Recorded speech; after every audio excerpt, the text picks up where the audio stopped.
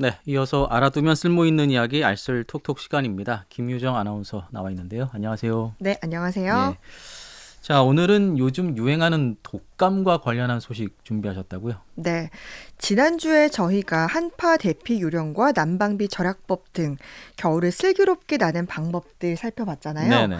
오늘도 겨울이면 피해갈 수 없는 독감과 감기에 대한 얘기를 나누려고 합니다. 음, 요즘 날씨가 제법 추워져서 독감에 걸린 분들 네. 주변에서 쉽게 접하게 되는데요. 유성원 아나운서는 좀 독감으로부터 안녕하신가요? 안녕한 게 어떤 건지 모르겠는데 일단 저 백신은 맞았고요. 네, 뭐 특별한 증상 없이 지금은 잘 버티고 있는 것 같고요. 네. 이 날씨가 좀 쌀쌀해져서 그런지 요즘에 제 주변에는 독감 걸린 분들이 꽤 있더라고요. 네. 독감은 뭐 살면서 한 번쯤은 다 겪게 되는 것 같은데요. 네. 그래서 잘 아시겠지만 이 독감은 인플루엔자 바이러스에 의한 급성 호흡기 질환을 뜻합니다. 음, 상부 호흡기계, 뭐 코와 목, 아니면 하부 호흡기계, 폐를 침범해서 갑작스럽게 고열이나 두통, 근육통, 전신 쇠약감과 같은 전반적인 신체 증상을 동반하고요. 네. 목이 아프거나 기침이 나는 등의 호흡기 증상이 동반되기도 합니다. 근데 이게 그 증상이 사람들마다 좀 다르잖아요. 네. 그래서 이게 감기인지 독감인지 요즘 같은 경우는 또 코로나하고 음, 이게 많이 좀 헷갈려 하시더라고요. 맞습니다.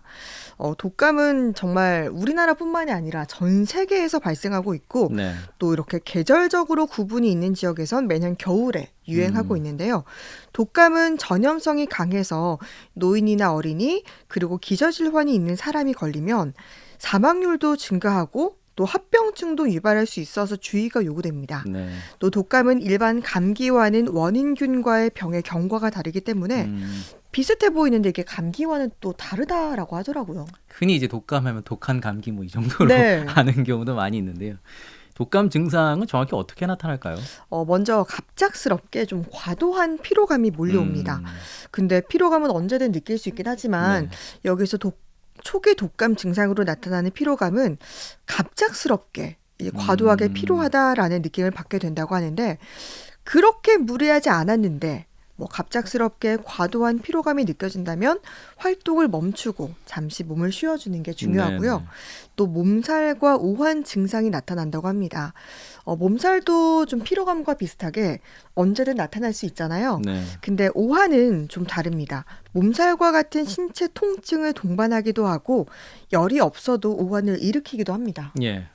뭐 과도한 피로감이야 직장 생활 하시는 분들한테는 늘 뭐 숙제인 것 같은데 네. 어쨌든 과도한 피로감 또 몸살, 오한 이런 증상들이 이제 독감과 관련된 증상이다 말씀하셨는데요. 기침도 좀 그렇지 않을까요? 맞습니다. 마른 기침이 자꾸 난다면 네. 독감이 오고 있다는 경고로 받아들일 수 음, 있습니다. 독감 바이러스는 가슴 답답함을 동반하는 기침을 유발할 수 있고요. 또 가래나 점액을 동반하기도 하는데 이런 마른 기침 증상이 나타나면 물을 자주 마시면서 목에 수분을 음, 공급하고 또 기침약이나 진해제를 복용하는 게 좋습니다. 네. 또 독감 초기 단계에선 목이 좀 따끔거리는 수준이긴 하지만 음식이나 음료를 삼킬 때 불편감을 느낄 수 있는데요. 이 기침이 인후염으로도 이어지기도 하고 기침이 없이 인후염만 발생하는 경우도 음, 있는데요. 일단 좀 열이 난다면 독감을 의심해 볼 수 있습니다. 네. 자, 이런 증상들이 나타났다면은 독감을 좀 충분히 의심을 해봐야 될 것 같고요. 무엇보다 뭐 좀 아프다 싶으면 빨리 병원 가셔서 네. 진찰을 받고 전문가 진단을 받은 뒤에 충분하게 좀 쉬시는 게 가장 좋을 것 같아요. 네. 앞서 얘기한 것처럼 독감은 전염력이 일단 강하기 음, 때문에 뭐 나뿐만이 아니라 다른 사람을 위해서라도 격리를 하는 게 좋습니다. 네. 독감에 걸렸다면 충분한 수분을 공급하며 휴식을 취해야 하는데요. 또 독감은 대부분 40도 이상의 고열을 동반하기 음, 때문에 이 땀을 흘리기도 하고 구토나 설사를 통해 수분이 손실되기도 합니다. 이때는 카페인이나 알코올이 없는 수분을 평소보다 많이 또 지속적으로 공급해서 수분 부족이 일어나지 않도록 유의해야 하고요. 충분한 수면과 휴식으로 몸이 회복할 시간을 주는 것도 좋은 방법입니다. 예, 뭐 따뜻한 물 자주 마시는 게 좋다 이런 얘기들 좀 많이 하시는데요. 네. 그리고 또 이렇게 호흡하는 데 있어서 좀 편안하게 숨을 쉴 수 있는 환경을 만들어주는 것도 좋을 것 같아요. 네. 코막힘과 기침으로 이제 기관지가 정말 많이 건조해져 있을 텐데 네. 가습기를 켜서 습도를 높여주는 것도 큰 도움이 되고요. 또 신선한 과일과 채소로 비타민과 미네랄, 항산화 물질을 풍부하게 섭취해주는 것도 좋습니다. 그러면 여기서 이제 독감과 감기 대체 어떤 차이가 있을까 궁금할 수 있는데 네. 감기에 걸리면 흔히 뭐 콧물, 코막힘, 인후통, 재채기, 두통, 몸살 등 가벼운 피로와 같은 증상을 겪게 되는데 독감의 경우는 이런 감기 증상에 뭐 고열이나 심한 오한, 메스꺼움, 구토, 설사 등의 증상을 또 동반한다고 합니다. 네, 네. 그리고 감기는 200여 가지의 서로 다른 바이러스에 의한 상부 호흡기 감염으로 며칠에 걸쳐서 좀 점진적으로 나타나는 반면 네. 독감은 증상이 급격하게 나타나고요. 또 전염력이 강해서 폐렴과 같은 더 심각한 상태로 발전할 수가 있습니다.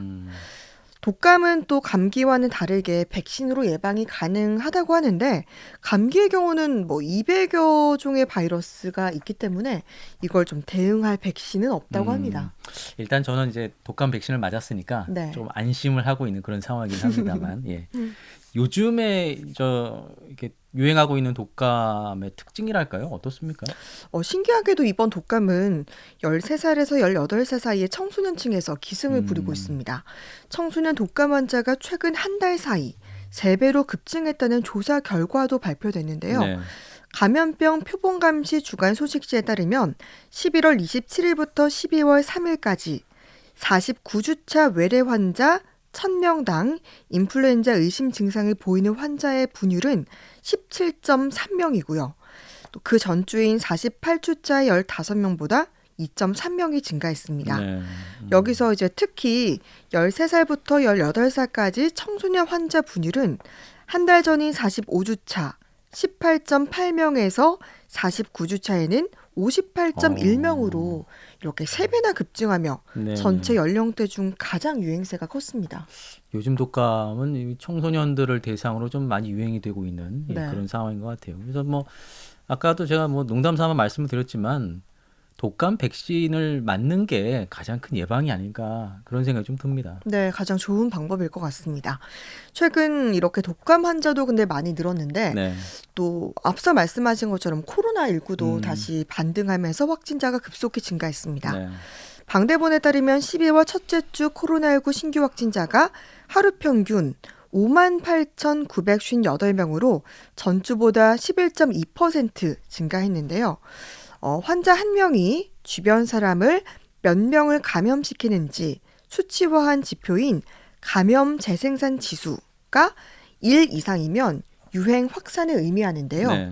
1.04로 지금 8주 연속 1 이상을 유지하고 있는 상황입니다. 이 감염 재생산 지수를 보면은 독감이랑 같이 이 코로나19도 발생률이 좀 증가하고 있다 이렇게 볼 수 있겠네요. 네, 코로나도 지금 모든 연령대에서 발생률이 증가했는데요. 예. 특히 학령기와 젊은 연령층, 또 80세 이상 고령층에서 증가폭이 컸습니다. 이것도 청소년층의 경우 독감 환자가 유행 기준의 12배까지 늘었고요. 코로나19 재감염 추정 비율은 17%로 전체 평균인 13%를 웃돌고 있는데요. 여기서 3차 접종률은 10%대로 전 연령대 평균 접종률인 65%를 크게 밑돌고 있는 그런 실정입니다. 높진 않네요. 네, 코로나19와 독감은 고열과 인후통 등 증상이 비슷해서 구분하기 어렵지만 원인이 되는 바이러스 종류가 달라서 기저질 환자 등 고위험군이라면 백신을 맞는 게 예방에 도움이 되는데 이렇게 이제 독감과 코로나 환자가 동시에 유행하면서 지금 우려하던 트윈데믹이 현실화되고 있습니다. 그렇군요. 자, 이런 가운데 방역 당국이 최근에 그 일부 고위험 시설을 제외하고는 실내 마스크 착용 의무를 좀 해제하겠다 이런 방침을 밝혔는데 글쎄요, 살짝 좀 걱정도 되고 어떻습니까? 네, 오늘 오후 3시부터 코로나19 대응 방향을 주제로 전문가 토론회가 지금 진행되고 있는데요. 예.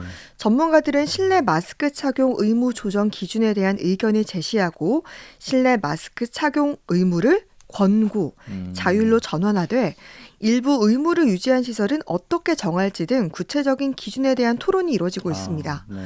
독감과 코로나 변이 바이러스가 확산하고 있어서 말씀하신 것처럼 마스크 착용 의무 조정에 대한 우려의 목소리도 나오고 있는데요. 정부는 오늘 전문가 공개 토론회와 국가 감염병 위기 대응 자문위원회 논의를 거쳐서 현재 코로나의 유행 추세 등을 고려해서 실내 마스크 착용 의무 등의 방역 조치 조정 여부를 오는 23일 발표할 예정입니다. 실내 마스크 의무 착용 여부는 이제 다음 주쯤에 발표가 된다고 하니까 좀 지켜봐야 될 것 같고요. 무엇보다 이런 독감이나 코로나19를 사전에 예방하기 위해선 개인 위생을 잘 지키는 것, 네. 이것이 제일인 것 같습니다. 예. 건강 관리에 힘을 좀 써야 될 것 같네요. 자, 알아두면 쓸모 있는 이야기 알쓸톡톡 김유정 아나운서와 함께했습니다. 고맙습니다. 네, 감사합니다.